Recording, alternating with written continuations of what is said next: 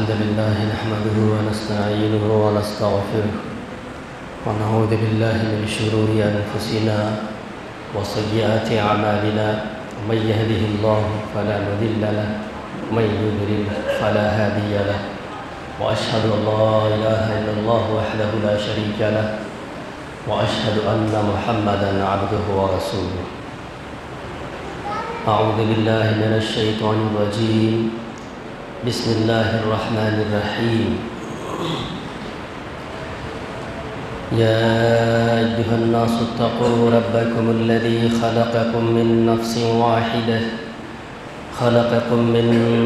واحدة وخلق منها زوجها وبث منهما رجالا كثيرا ونساء واتقوا الله الذي تساءلون به والأرحام إن الله كان عليكم رقيبا.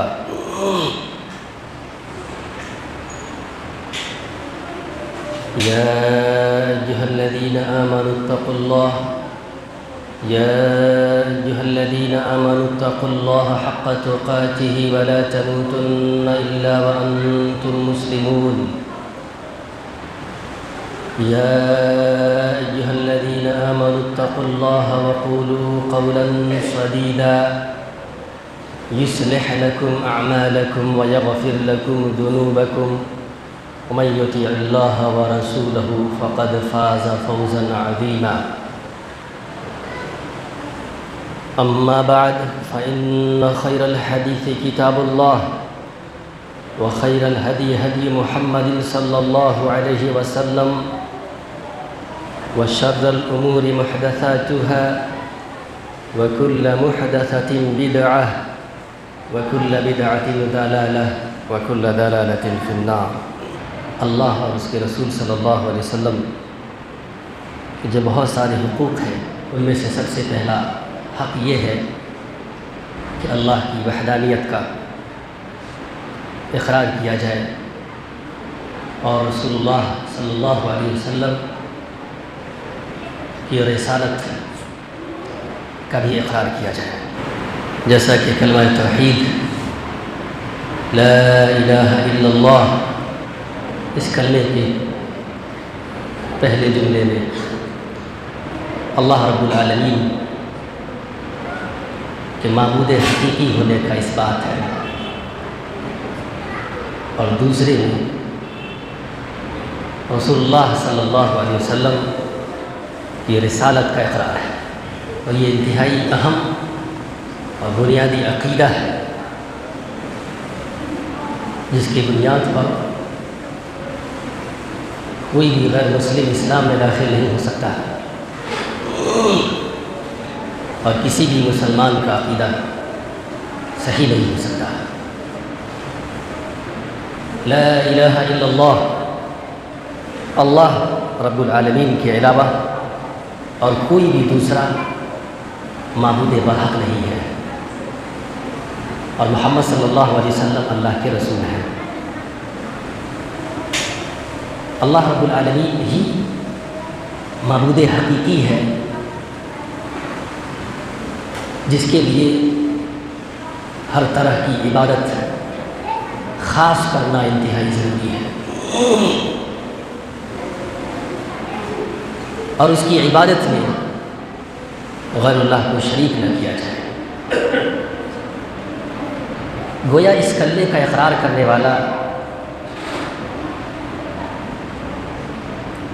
ہر شخص جو کوئی بھی ہو اس کو اس بات کا عقیدہ رکھنا ہوگا کہ اللہ تعالیٰ ہی ہے جو معبود حقیقی ہے، وہی ہے جو ضرورتوں کو پوری کرتا ہے، جو مشکلات کو دور کرتا ہے، جو مصیبتوں کو دور کرتا ہے. اس لیے ہر طرح کی عبادت، نماز، روزہ، زکوٰۃ، حج، دعا، یہ سب اللہ کے لیے خاص کی جائے. اللہ رب العالمین نے بیان فرمایا وَمَا أُمِرُوا إِلَّا لِيَعْبُدُوا اللَّهَ مُخْلِصِينَ لَهُ الدِّينَ، انہیں صرف اسی بات کا حکم دیا گیا کہ وہ صرف اللہ تبارک و تعالیٰ کی عبادت کرے اور شرک وغیرہ سے منہ موڑتے ہوئے اس کے لیے دین کو خالص رکھیں۔ میرے بھائیوں، لہٰذا یہ جو کلمہ ہے اس کے دو ٹکڑے ہیں، لا الہ اور الا اللہ۔ پہلے ٹکڑے میں، پہلے جز میں اللہ کے علاوہ دوسرے معبود کے ہونے کا، معبود بحق کے ہونے کا کی نفی کی گئی ہے۔ کوئی بھی معبود حقیقی نہیں ہے، اور دوسرے میں صرف ایک معبود کے برحق ہونے کا اس بات ہے۔ نہیں ہے کوئی معبود برحق سوائے اللہ کے، اور یہ ایسی گواہی ہے جس میں اس بات کا بھی یقین ہو کہ اللہ رب العالمین ہی معبود حقیقی ہے۔ یہ یقین بھی رکھنا ہوگا اور اس چیز کا علم بھی رکھنا ہوگا۔ العلم المنافی للجہل، ایسا علم جو جہالت کے منافی ہو۔ اس کلمے کی گواہی دینے والے شخص کو اس کے معنی اور مفہوم کا بھی علم رکھنا ہوگا، تب جا کر اس کلمے کا تقاضا پورا ہوگا۔ معنی یہ کہ اللہ رب العالمین ہی عبادت کے لائق ہے۔ ایاک نعبد و ایاک نستعین، اے اللہ ہم تیری ہی عبادت کرتے ہیں اور تجھ ہی سے مدد مانگتے ہیں، تیری ہی عبادت کرتے ہیں، تیرے علاوہ کوئی عبادت کے لائق ہے ہی نہیں۔ دنیا میں بہت سارے معبود ہیں جس کی عبادت کی جاتی ہے، لیکن ذالک بأن اللہ الحق وأن ما يدعون من دونه والباطل، یہ سارے کے سارے معبودان باطلہ ہیں، باطل معبود ہے۔ حقیقی معبود صرف اللہ تعالیٰ ہے۔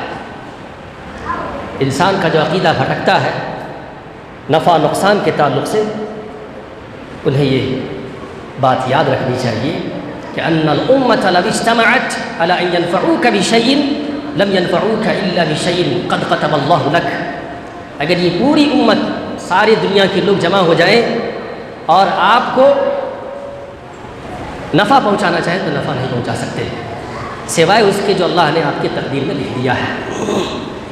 وَإِنِ اجْتَمَعُوا عَلَىٰ يَضُرُّوكَ بِشَيْءٍ لَمْ يَضُرُّوكَ إِلَّا بِشَيْءٍ قَدْ كَتَبَ اللَّهُ عَلَيْكَ، اور یہ سارے لوگ اگر جمع ہو جائیں نقصان پہنچانا چاہیں، آپ کی ذات میں کسی بھی طرح کا نقصان، تو وہ نقصان نہیں پہنچا سکتے ہیں۔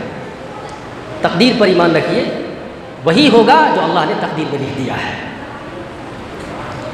تو اس کلمے کی گواہی دینے والے شخص کو اس بات کا بھی یقین رکھنا ہوگا کہ اللہ رب العالمین ہی معبود حقیقی ہے، اور اللہ کے سوا کوئی معبود برحق نہیں، وہی نفع و نقصان کا مالک ہے، وہی ضرورتوں کو پوری کرتا ہے، اور اس کا علم بھی رکھنا ہوگا۔ الاخلاص المنافی للجہل، اور خالص ہونی چاہیے عقیدہ۔ اس کلمے کی گواہی دینے والے کو اپنی گواہی میں خالص ہونی چاہیے، شرک کی ملاوٹ نہیں ہونی چاہیے۔ ایک انسان کلمہ کی گواہی دیتا ہے لیکن اس کے باوجود وہ شرکیہ کام کرتا ہے، اللہ کے علاوہ غیر اللہ کے تعلق سے یہ عقیدہ رکھتا ہے کہ نعوذ باللہ وہ بھی اپنی قدرت سے، اپنی طاقت سے بڑے بابا صاحب جس کو چاہے نفع پہنچا سکتے ہیں، اس لیے ان کی قبروں کا طواف کرتے ہیں، چکر لگاتے ہیں، یا بھوتوں سے، جنات سے یا بیماریوں سے ڈر کر غیر شرعی اعمال شروع کر دیتے ہیں۔ تو شرکیہ کام بھی نہ ہو، اللہ کی عبادت میں غیر اللہ کو شریک نہ کیا جائے۔ والمحبت المنافی للبغض، محبت سے اس کلمے کا اقرار کیا جائے۔ سب سے زیادہ محبت اللہ رب العالمین سے ہی ہو۔ ثلاث من کن فیہ وجد حلاوۃ الایمان، جس کسی آدمی کے اندر تین چیزیں موجود ہوں گی وہ اس کی وجہ سے ایمان کی حلاوت کو، ایمان کی لذت اور اس کی مٹھاس کو پا لیتا ہے۔ ان یکون اللہ ورسولہ احب الیہ مما سواہما، یہ کہ اسے اللہ اور اس کے رسول صلی اللہ علیہ وسلم سے سب سے زیادہ محبت ہو، اللہ کی محبت سب سے اوپر ہو۔ ان یکون اللہ ورسولہ احب الیہ مما سواہ، اور اللہ کی محبت سے مراد یہ ہو، اللہ کی محبت کا مفہوم یہ ہے کہ محبت کرنے والا جو اللہ سے محبت کرتا ہے اس کا فرمانبردار ہوتا ہے۔ قل ان کنتم تحبون اللہ فاتبعونی، آپ کہہ دیجئے کہ اگر تم یہ کہتے ہو، اگر تم اللہ سے محبت کرتے ہو تو میری اتباع کرو۔ رسول اللہ صلی اللہ علیہ وسلم نے جو شریعت سکھلایا ہے، جو طریقہ بتلایا ہے، ان کے طریقے کی پیروی کرنی ہوگی، قرآن و حدیث کی پیروی کرنی ہوگی۔ زبان سے کہہ دیا لا الہ الا اللہ تو اس کی گواہی کے ساتھ ساتھ آپ کو شریعت کی اتباع بھی کرنی ہوگی، منمانی چھوڑنی ہوگی۔ اگر آپ شریعت کی مخالفت کرتے ہیں یا کوئی اور طریقے پر عمل کرتے ہیں تو یہ مانا جائے گا کہ آپ سے اللہ کو محبت نہیں ہے، بغض ہے۔ والصدق المنافی للکذب، سچا ہو گواہی دینے والا، سچے دل سے۔ رسول اللہ صلی اللہ علیہ وسلم نے فرمایا من قال لا الہ الا اللہ صادقا من قلبہ من قبل نفسہ، جس شخص نے سچے دل سے لا الہ الا اللہ کی گواہی دی، جھوٹا نہ ہو۔ کلمہ لا الہ الا اللہ کی گواہی دینے والا اپنے دعوے میں جھوٹا اس وقت ہوگا جو گواہی تو دیتا ہوگا لیکن اس کی زندگی میں شرکیہ کام بھی پائے جاتے ہوں۔ میرے بھائی، والانقیاد المنافی للترک، اور والقبول المنافی للترک اس طرح سے ہے کہ اطاعت بھی ہونی چاہیے، قبول بھی ہونی چاہیے۔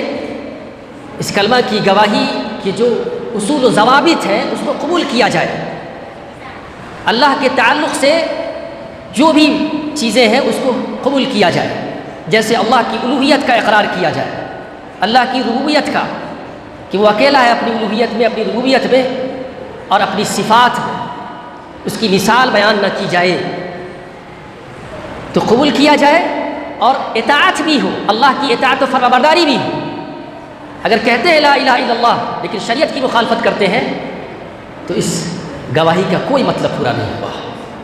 اللہ کے تعلق سے یہ بھی عقیدہ رکھنا ہوگا کہ اللہ رب العالمین کی جو بھی صفات ہیں، کہ جیسے کہ وہ سنتا ہے، اللہ رب العالمین بولتا بھی ہے، اللہ رب العالمین کو ہنسی بھی آتی ہے، اللہ تعالیٰ غصہ بھی ہوتا ہے، اللہ کے لیے ہاتھ کا لفظ استعمال ہوا، جیسے کہ یہودیوں نے کہا ید اللہ مغلولہ، تو اللہ نے جواب دیا کہ بل یداہ مبسوطتان، یہودیوں نے کہا کہ اللہ کے ہاتھ بدھے ہوئے ہیں، اللہ رب العالمین نے کہا آپ کہہ دیجئے کہ اللہ کے ہاتھ کھلے ہوئے ہیں۔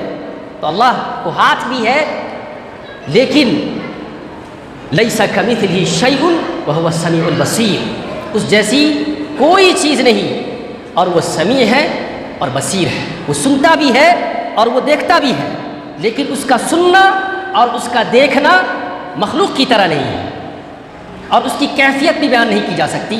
یہ توحید کی ایک تیسری قسم توحید اسماء و صفات ہے کہ اللہ رب العالمین نے جو اپنے لیے جو نام بیان کیے ہیں اور جو اپنی صفات ذکر کی ہے اللہ رب العالمین نے قرآن مجید میں، اور رسول اللہ صلی اللہ علیہ وسلم نے اللہ کے تعلق سے جو نام اور جو صفات ذکر کیا ہے اپنے فرمان میں، اس کو ویسے ہی تسلیم کی جائے، اس کی مثال بیان نہ کی جائے۔ اللہ سنتا ہے لیکن کیسے سنتا ہے یہ نہیں بولنا ہے، چونکہ جانتے ہی نہیں ہیں، اس کی مثال بیان نہیں کی جا سکتی ہے۔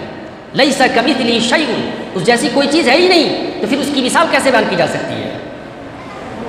وہ سمیع ہے، وہ سنتا ہے، لیکن کیسے یہ معلوم نہیں۔ وہ بصیر ہے، وہ دیکھتا ہے، لیکن اس کے دیکھنے کی کیفیت بیان نہیں کی جا سکتی۔ اور الرحمن علی العرش استویٰ، رحمان عرش پر مستوی ہوا۔ جی، اللہ کے تعلق سے بہت سارے لوگوں کا یہ عقیدہ ہے کہ اللہ تعالیٰ ہر جگہ موجود ہے۔ کچھ لوگ، بہت سارے لوگ یہ سمجھتے ہیں کہ اللہ تعالیٰ ہر جگہ موجود ہے، کہتے ہیں ہر جگہ ہے۔ کچھ لوگ کہتے ہیں اللہ آسمان میں ہے، کچھ لوگ کہتے ہیں اللہ ہر جگہ ہے۔ اللہ رب العالمین کی ذات عرش پر ہے، اللہ تعالیٰ ہر جگہ موجود نہیں ہے۔ اللہ رب العالمین اپنے علم کے ذریعے سے اللہ رب العالمین کا علم ہر چیز کو اپنے احاطے میں لیے ہوا ہے، تو اللہ رب العالمین بطور علم ہر جگہ ہے، لیکن ذات کے اعتبار سے اللہ رب العالمین ہر جگہ موجود نہیں، اللہ تعالیٰ عرش پر ہے، لیکن اس کے باوجود اللہ رب العالمین کا علم اتنا وسیع ہے، اللہ رب العالمین کے علم میں اتنی وسعت ہے کہ وہ ہر ذرے ذرے کو جانتا ہے اور پہچانتا ہے۔ تو میرے بھائی، اللہ رب العالمین کے تعلق سے یہ عقیدہ درست کیجیے، یہ بھی عقیدہ کہ اللہ رب العالمین اپنی ذات کے اعتبار سے ہر جگہ موجود نہیں ہے، اللہ رب العالمین عرش پر ہے، الرحمن علی العرش استویٰ۔ تو یہ ساری چیزیں ہیں کہ کلمہ توحید لا الہ الا اللہ کی گواہی دینے والا اس بات کا اقرار کرے کہ وہ اللہ کے سوا کسی اور کی عبادت نہیں کرے گا۔ التوحید شرعا، توحید شریعت میں توحید کہتے ہیں کہ اکیلے اللہ رب العالمین کے حقوق اللہ ہی کو دیے جائیں، وَهُوَ لِلَّهِ ثَلَاثَةُ حُقُوقٍ، اللہ رب العالمین کے 3 حقوق ہیں، حقوق بالکن وحقوق عبادت وحقوق اسماء وصفات، ملکیت کا حق، عبادت کا حق اور اسماء و صفات کا حق۔ وَإِفْرَادُ اللَّهِ سُبْحَانَهُ بِالْعِبَادَةِ، توحید یہ ہے کہ اللہ وحدہ لا شریک کو اس کی عبادت میں اکیلا مانا جائے۔ کل ملا کر لا الہ الا اللہ کی گواہی دینے والا شخص، خلاصہ کلام یہ ہے کہ لا الہ الا اللہ کی گواہی دینے والا شخص اپنے عقیدے میں سچا ہو، اللہ سے محبت رکھتا ہو، اللہ کی اطاعت کرتا ہو، اللہ کی فرما برداری کرتا ہو، اللہ سے بغض و دشمنی نہ رکھتا ہو۔ بغض و دشمنی ساری چیزوں کی تفصیلات ہو چکی ہے۔ کیا ہوتا ہے بغض؟ بغض یہ ہے کہ اللہ کی نافرمانی کی جائے۔ اگر اللہ کی نافرمانی کرتے ہیں، کبیرہ گناہوں کا ارتکاب کرتے ہیں، شرک کرتے ہیں، تو لا الہ کی گواہی کا کوئی مطلب پورا نہیں ہوا۔ آئیے ایک دوسرے ٹکڑے پر آتے ہیں، وقت کی کمی ہے۔ محمد رسول اللہ، اور محمد صلی اللہ علیہ وسلم اللہ کے رسول ہیں۔ یہ جو ہے محمد رسول اللہ، محمد صلی اللہ کے رسول ہیں، تو گواہی دینے والا آپ صلی اللہ علیہ وسلم کے تعلق سے جو شخص گواہی دیتا ہو، اس شخص کے لیے ضروری ہے کہ وہ شخص رسول اللہ صلی اللہ علیہ وسلم کی عزت کرے، آپ کا احترام کرے۔ فالذین آمنوا بہ وعزروہ ونصروہ، جو شخص اس پر ایمان لائے اور اس کی عزت کرے اور اس کی مدد کرے۔ اللہ تبارک و تعالیٰ نے بیان فرمایا قرآن مجید کے اندر، لا تجعلوا دعاء الرسول بینکم کدعاء بعضکم بعضا، تم لوگ رسول اللہ صلی اللہ علیہ وسلم کو اس طرح زور زور سے پکار کر مت پکارو، مت بلاؤ جس طرح آپس میں ایک دوسرے کو پکارتے ہو بلاتے ہو۔ یہ پہلا حق ہے۔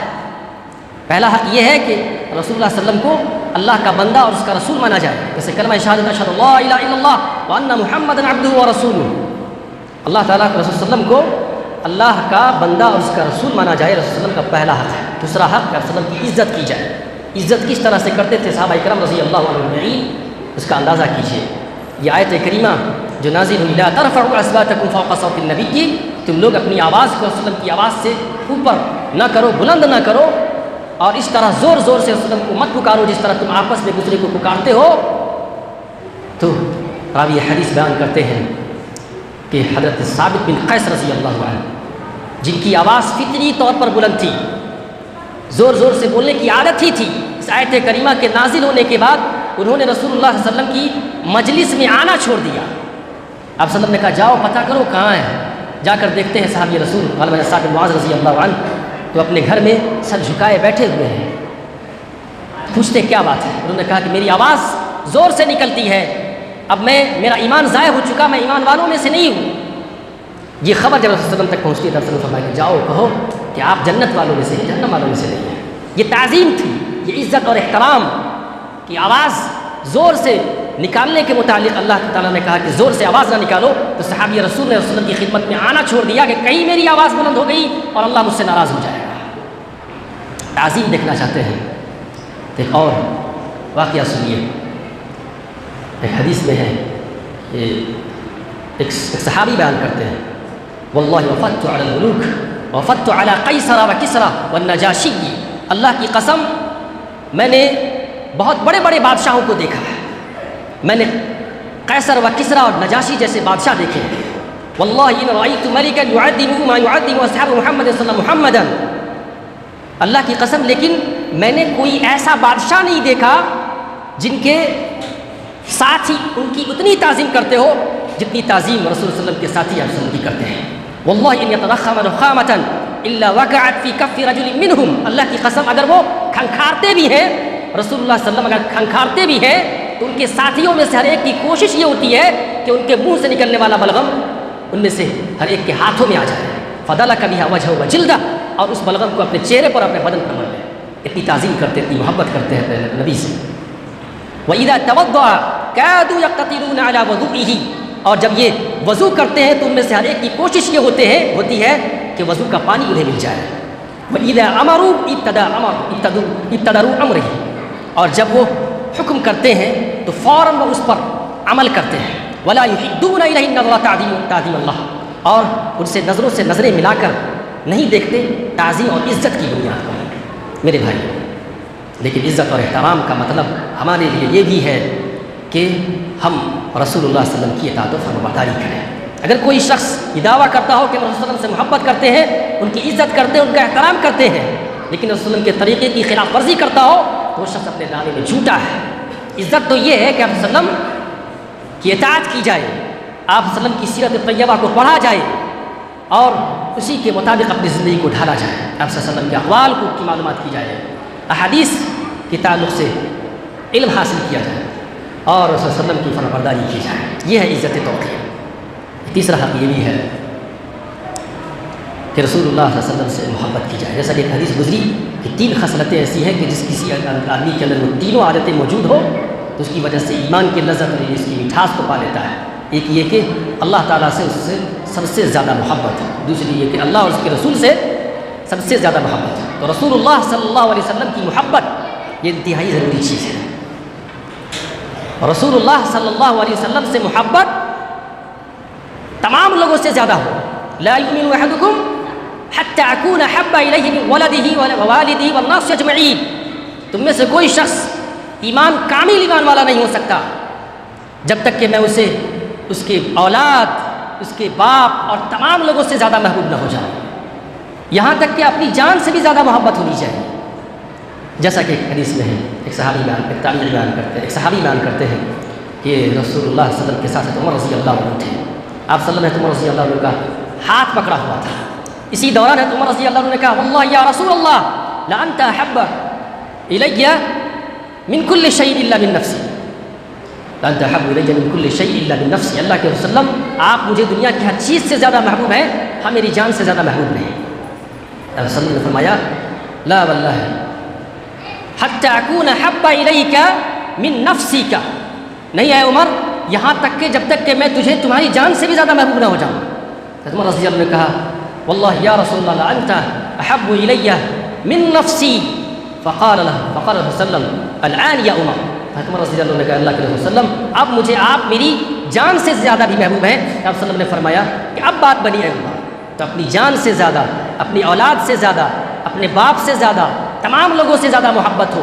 اگر ایسی محبت ہوگی تبھی وہ شخص رسول صلی اللہ علیہ وسلم کی اطاعت و فرمانبرداری کرے گا. لیکن اگر دوسری چیزوں کی محبت اس کی دلوں میں جاگزی ہو جائے اور بیٹھ جائے تو پھر ایسا شخص رسول صلی اللہ علیہ وسلم کی اطاعت و فرمانبرداری نہیں کر سکتا. اور محبت کا تقاضا یہ بھی ہے، یہی ہے، یہ بھی نہیں بلکہ یہی ہے کہ رسول اللہ صلی اللہ علیہ وسلم کا وہ شخص مطیع ہو جائے، فرمانبردار ہو جائے. کوئی بھی ایسی عبادت نہ کرے جس عبادت میں رسول اللہ صلی اللہ علیہ وسلم کی سنت موجود نہ ہو، بلکہ ہر عبادت کو رسول اللہ صلی اللہ علیہ وسلم کی سنت کے موافق کرے. کسی امام کی تقلید یا کسی مولوی کی تقلید نہ کرے، اندھ بھکتی میں نہ رہے وہ شخص. جیسا کہ ایک شاعر نے کہا ان المحب لمن يحب مطیع. تعصی الالہ، پہلا جملہ کہ تعصی الالہ وانت تظہر حبہ، تم اللہ کی نافرمانی کرتے ہو اور اس سے محبت کا اظہار بھی کرتے ہو. هذا لعمرک فی القیاس بدیع، تمہاری عمر کی قسم یہ انتہائی نامعقول بات ہے. ان المحب لمن يحب مطیع، بے شک محبت کرنے والا جس سے محبت کرتا ہے اس کا مطیع ہوتا ہے، فرمانبردار ہوتا ہے. تم رسول اللہ صلی اللہ علیہ وسلم سے، اللہ اور اس کے رسول سے محبت کا اظہار کرتے ہو لیکن تم نافرمان بنے بیٹھے ہو مسلمان. لہٰذا ضرورت ہے اس بات کی کہ محبت کے، اللہ اور اس کے رسول صلی اللہ علیہ وسلم سے محبت کے تقاضوں کو پورا کیا جائے. اور اس کا تقاضا یہ ہے کہ کوئی بھی عبادت منمانی نہ کی جائے اور اپنی زندگی کو رسول اللہ صلی اللہ علیہ وسلم کے طریقے کے مطابق گزاری جائے. قرآن و حدیث کے مطابق اپنی زندگی کو گزاریے.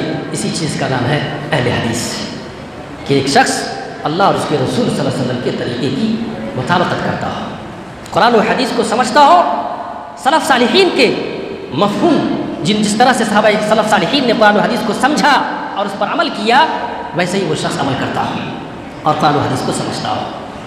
آخر میں اللہ رب العالمین سے دعا ہے کہ اللہ وحدہ لا شریک ہم تمام لوگوں کو اس بات کی توفیق بخشے کہ ہم لوگ اللہ اور اس کے رسول صلی اللہ علیہ وسلم کے مطیع و فرمانبردار ہو جائیں.